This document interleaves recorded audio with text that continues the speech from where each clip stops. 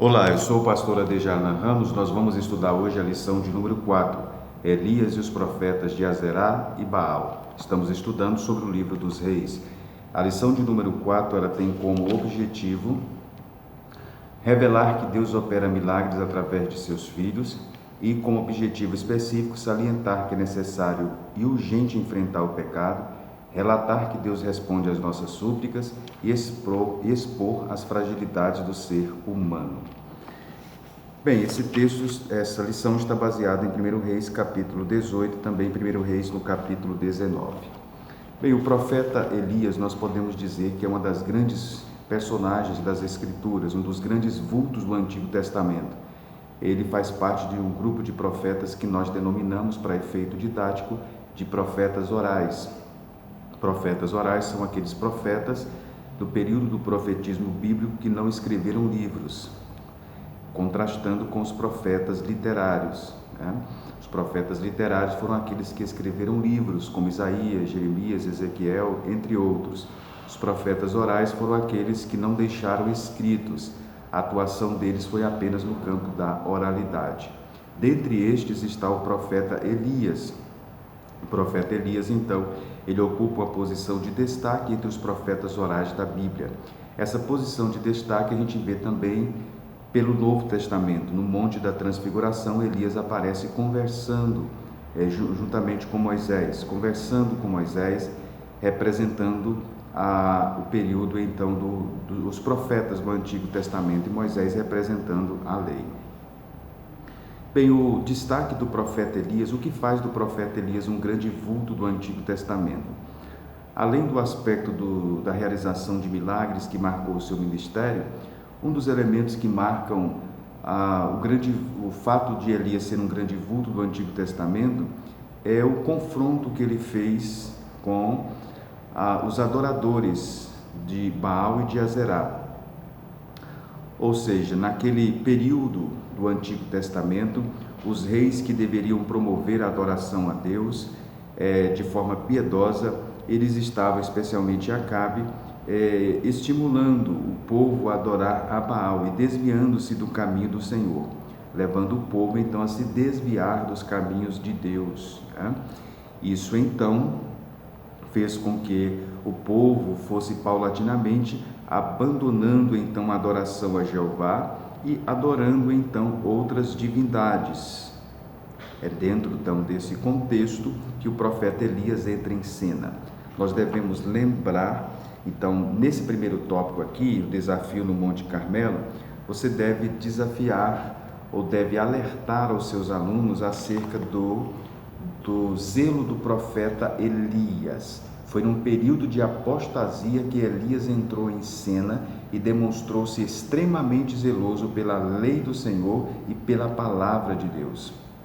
Você pode, neste momento, então, fazer uma aplicação, mostrando para os alunos a necessidade de nós sermos zelosos, especialmente em períodos de apostasia. Nunca nós vimos tantas heresias e tantos falsos ensinos como na época em que nós estamos vivendo. Precisamos, igualmente ao profeta Elias, manter o zelo pela doutrina bíblica e pela palavra de Deus e pelo Senhor nosso Deus. Então, o profeta Elias, uma das marcas dele foi o seu zelo. Deus, ele condenou a idolatria. A prática da idolatria, ela foi sempre condenada nas Escrituras. Deus, quando entrega a lei, o decálogo era muito claro em relação a esta questão. Não deveria se prostrar diante de imagens, não deveria fazer imagens, pois isso era uma afronta a Deus. Deus é um ser que transcende a todas essas coisas materiais e, portanto, não deveria ser representado através de uma imagem. É assim que a Bíblia, então, nos informa, a Bíblia nos apresenta. A forma de se conhecer a Deus não era através da representação de uma imagem, mas através da revelação da sua palavra. Foi isso que Deus nos apresenta no Antigo Testamento. Por ocasião da entrega da lei, houve manifestações sobrenaturais ali no Monte Sinai. Isso está em Êxodo, no capítulo 19. Deus, então, foi muito claro. A presença de Deus, ela é uma presença real e uma presença também, uma imagem inefável, que não pode ser descrita, não pode ser apresentada em termos humanos. O povo então ficaria apenas com a sua voz e com seus atos salvíficos ou de juízo. A história, a gente vê isso então no Antigo Testamento. Então Deus não se apresenta para o povo a sua imagem durante a manifestação ali no Sinai. Deus se apresenta através apenas da sua voz e dos seus atos. Esses atos são atos salvadores e atos também de juízo. Nem mesmo Moisés viu a imagem de Deus. Isso está em Êxodo capítulo 3, versículo 6. A não ser em um raro momento em Êxodo 33, 23, que ele o viu pelas costas. Deus permitiu, Deus deu um privilégio raro a Moisés de o vê-lo pelas costas. Mas a palavra então era suficiente para o povo. Deus queria que o povo entendesse isto. Bem, o povo não atendeu a essas ordenanças de Deus e caiu então no pecado da idolatria. A idolatria então é terminantemente condenada no Antigo Testamento, através de vários textos e através também da punição de Deus durante o período histórico, dos juízos de Deus que foram derramados sobre a nação quando eles se curvaram diante de outras divindades.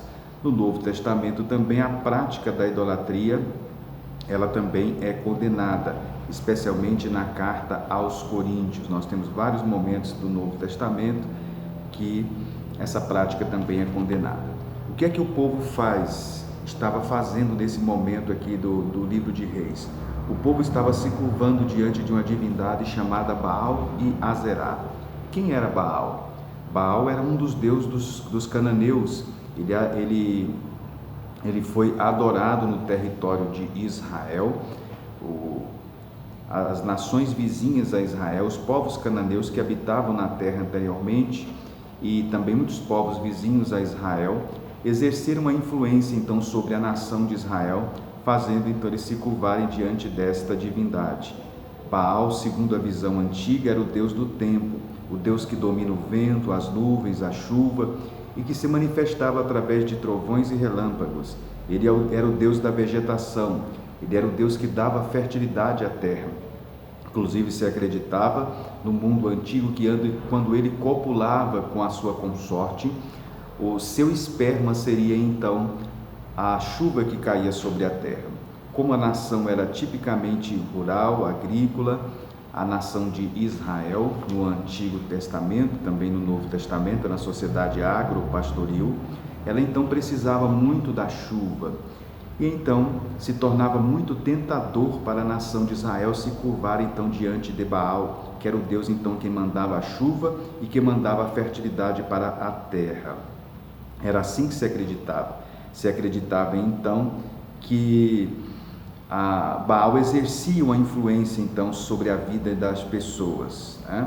Quando Baal descia ao mundo inferior e renascia, quando ele retornava à terra, então a presença dele decidia, segundo a crença antiga, sobre a morte e a vida das pessoas. Parece que ele dá a entender pelo texto bíblico de Oséias 2, 7, versículo 10, ele era, segundo a visão do mundo antigo, o doador do trigo, do azeite, da lã e do linho. Isso está em Oséias capítulo 2, versículos 7 e 10. Ele era chamado de forte, de todo-poderoso, de príncipe, de juiz, de soberano, enfim. Nós tínhamos, a história mostra então várias das suas representações ao longo do tempo. Esse era o Deus então Baal, né? Ele tinha várias versões em várias cidades, Baal-zebub, Baal-zephon, conforme o local da cidade, conforme a localização do culto a Baal, ele ganhava uma espécie de versão local. Uma outra divindade citada aqui, em 1 Reis, no capítulo 18 e o versículo 19, é os profetas de Azerá. Quem era Azerá? Azerá também é chamado de Astarte, isso está em Juízes 3:7, Juízes 10:6, 1 Samuel 7:3. Em babilônico o termo quer dizer Ista, era o deus Axera, Juízes 3:7, 1 Reis 18:19. Essa divindade é representada por um símbolo cultual de madeira, poste ídolo, ou uma árvore ou uma estaca. Isso está em 1 Reis 15, 13, 2 Reis 21, 3 e 7, Deuteronômio 16, 21 e Isaías 17, 8. Então, Azerá era a deusa da fertilidade, do amor e da guerra. Foi introduzida em Israel quando eles entraram na terra prometida. Isso está em Juízes 2, 13 e Juízes 10, 6. Também no tempo de Samuel, 1 Samuel 7, 3, versículo 4 e 1 Samuel 12, 10, a adoração a Azerá era muito comum.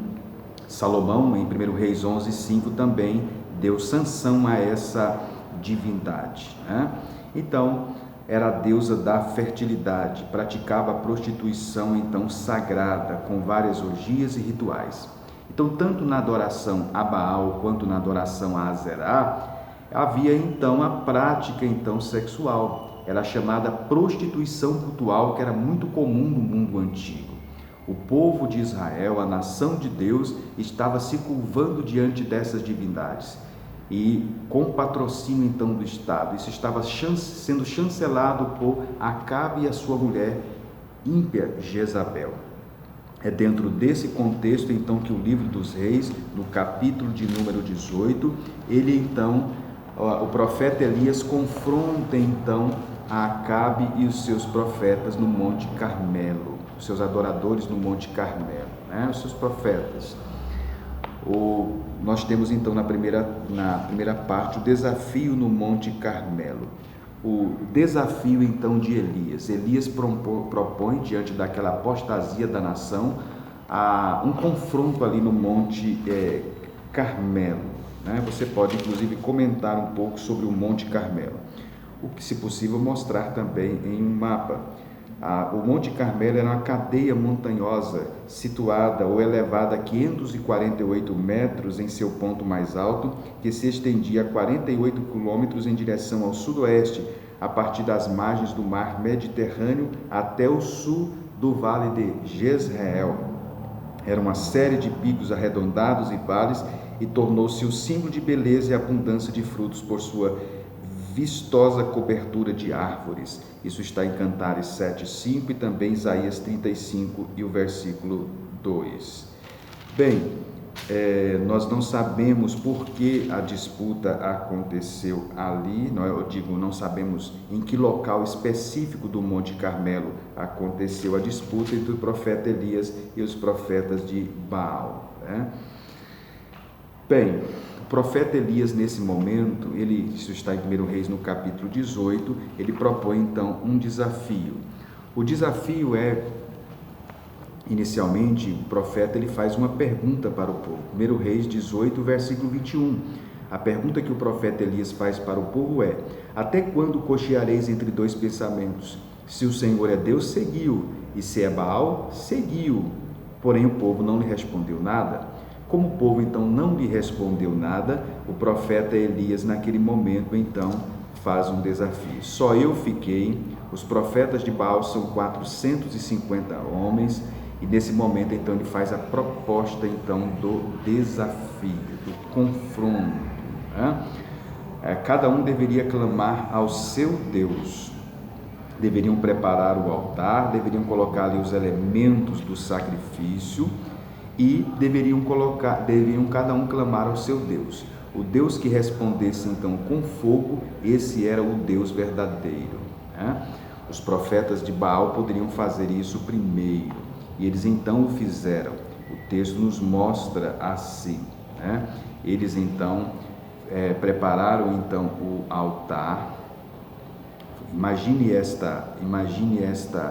esta cena, né, nesse episódio. Estão ali os profetas de Baal, os profetas de Azerá, e eles então começaram a clamar às suas divindades, aos seus deuses. O texto chega a dizer que o profeta Elias, no capítulo 18, versículo 27, no capítulo 18, versículo 26, o povo invoca Baal, né?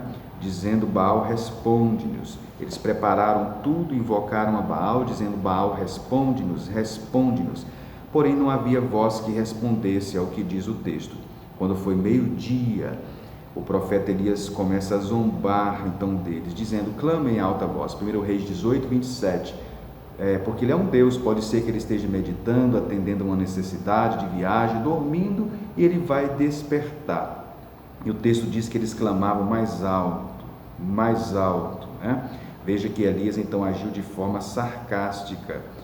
Ele estava zombando então das crenças daqueles adoradores então de Baal.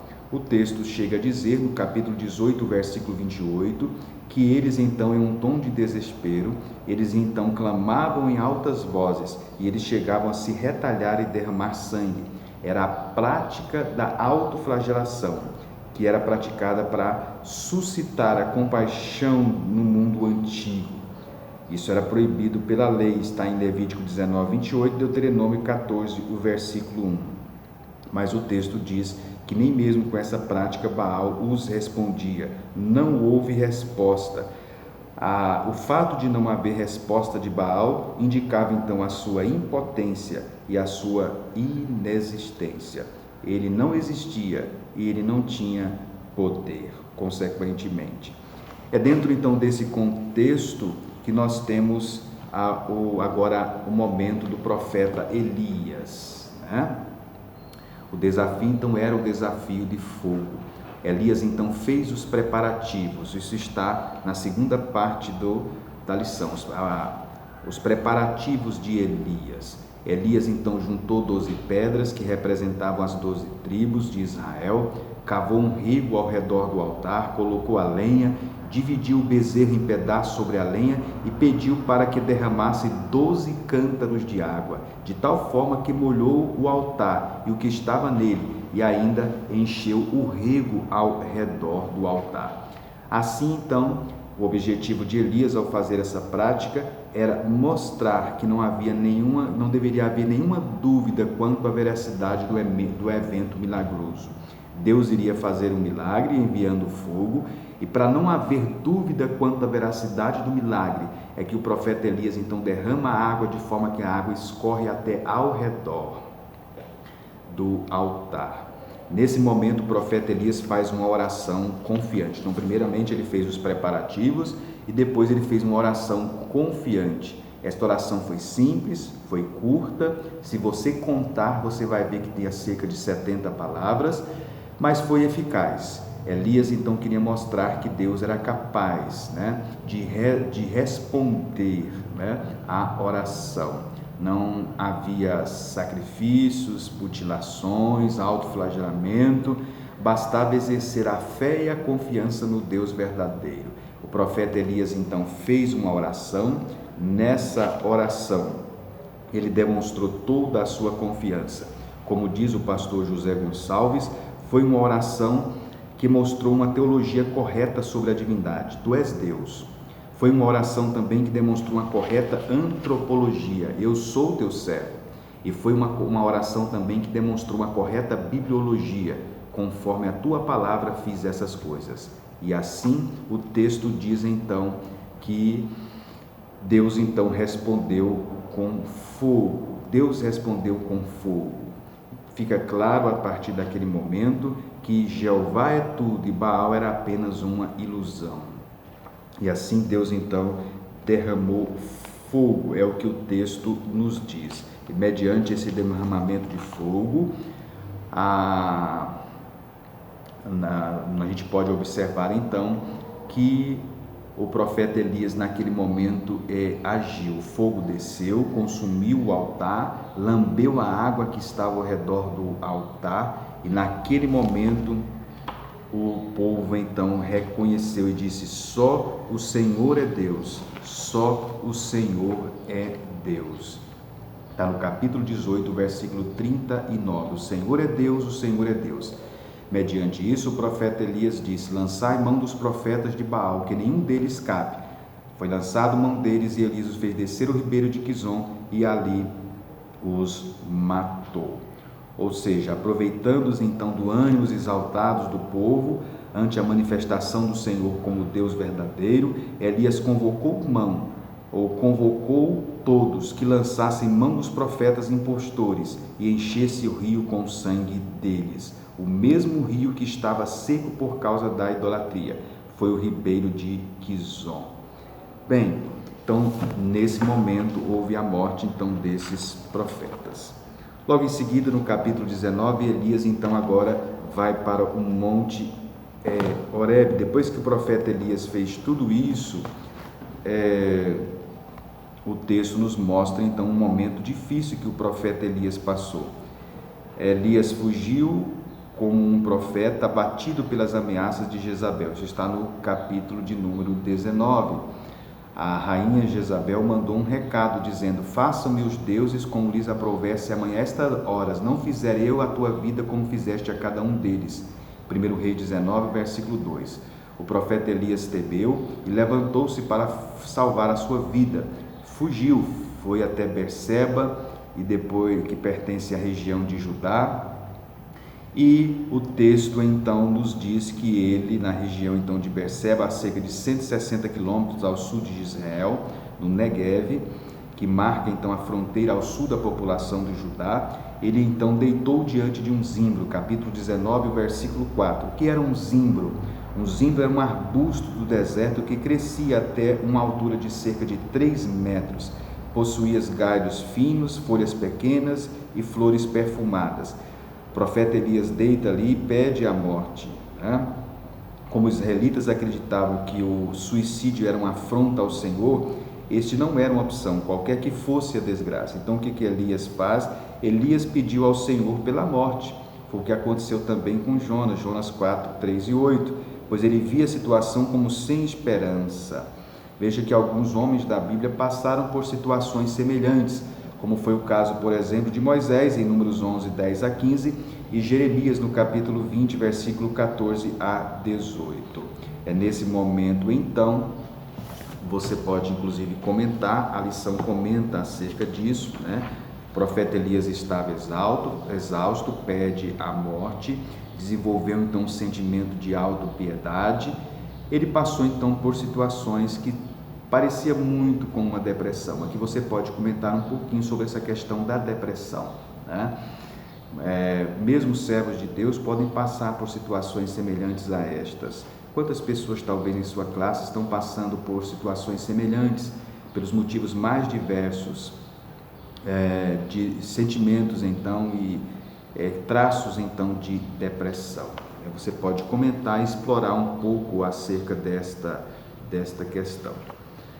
Bem, depois nós temos, o texto nos diz que ele deitou-se, dormiu, um anjo lhe tocou, Deus agiu, capítulo 19, versículo 6, e disse para ele levantar e comer. E ele olhou, viu um pão cozido sobre as pedras em brasa e uma botija de água.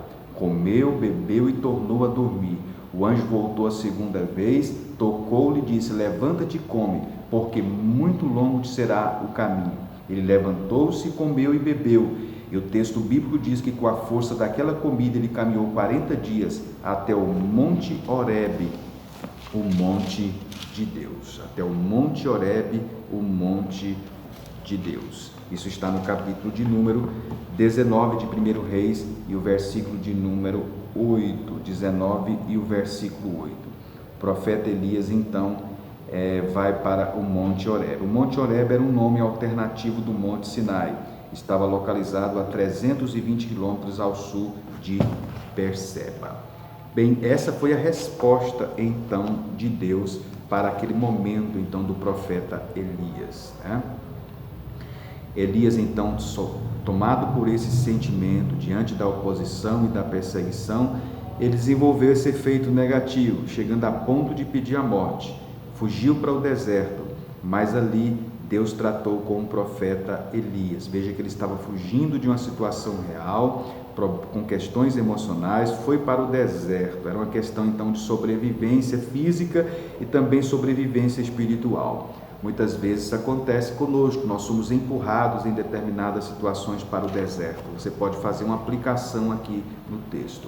O deserto é um lugar de desnudamento da alma, de abertura do coração, também de exposição dos recônditos mais secretos da interioridade humana. Muitas vezes nós passamos por situações assim. O deserto às vezes é o nosso refúgio e ali no deserto Deus também trata conosco. Bem, Deus então dá a resposta para o profeta. Deus deu uma boa refeição, uma noite de sono. Deus fez voltar para o lugar da revelação, o monte de Deus. Foi assim que Deus tratou então o profeta Elias. E ali ele ouviu então a voz de Deus. O processo então de cura do profeta Elias. Você pode explorar aqui como foi o processo de cura do profeta Elias da depressão. Deus lhe deu refrigério físico, providenciando para ele descanso, comida e bebida. Deus, em segundo lugar, desafiou-o mentalmente a olhar para si mesmo e a verbalizar suas preocupações. Ele tinha que falar, faz parte do processo de cura da depressão a fala. Fortaleceu-lhe emocionalmente, mostrando o seu poder.